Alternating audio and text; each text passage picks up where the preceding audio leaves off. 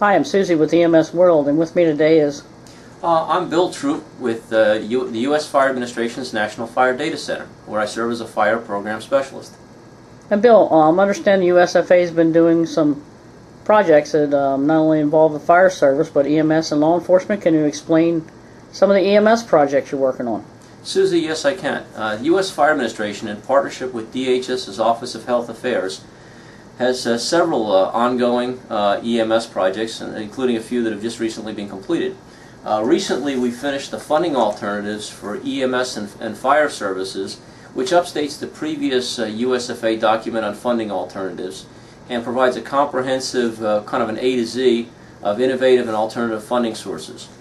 We also recently finished a project in partnership with the International Association of Fire Chiefs and their EMS section to develop a handbook for EMS medical directors, in which there is going to be a program on Sirius XM satellite radio channel 81 on Thursday, May 24th, running from 8 to 9 a.m., which is going to cover this manual and EMS medical direction.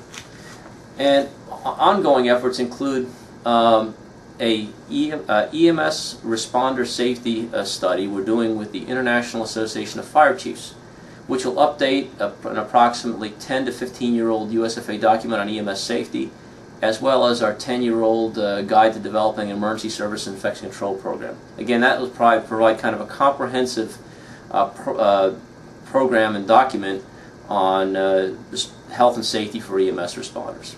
We're also working on a project for EMS mass care. You have a large-scale mass gathering event that comes to your city. What do you do? Well, USFA is working with the National EMS Management Association in a project supported by the DHS Office of Health Affairs to provide a template and a guidance and information on that subject. We're also doing a lot of work in the area of emergency vehicle safety, which benefits EMS. We're looking to develop basically a public safety emergency vehicle safety initiative, which takes the 2004 USFA Emergency Vehicle Safety Initiative and develops it into a comprehensive study for all public safety, including EMS, fire, as well as law enforcement. This effort is supported by the U.S. Department of Justice's National Institute of Justice, again, to take what USFA did for the fire and EMS service and expand it into law enforcement. And we have many other programs aimed at emergency responder health and safety.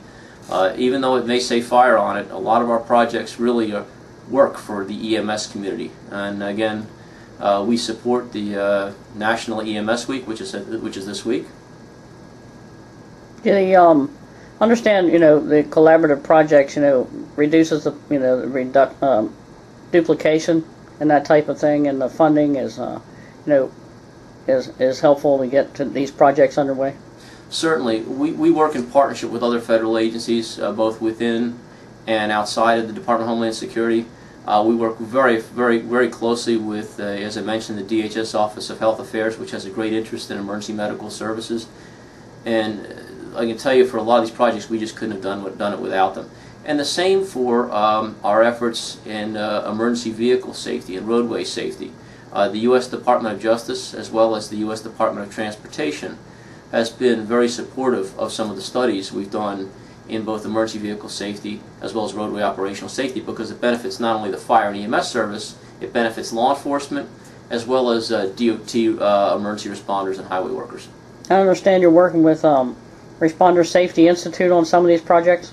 That's correct. We're working with the Cumberland Valley Volunteer Firemen's Association Emergency Responder Safety Institute in supporting the ResponderSafety.com website. Again, that's a great resource for all emergency response committees, fire, police, EMS, DOT, for kind of a one-stop shopping on roadway operations safety. We recently finished a study looking at civilian driver behavior. How do the civilians react and behave as they drive past you standing on the roadway? That report just went out about a week ago.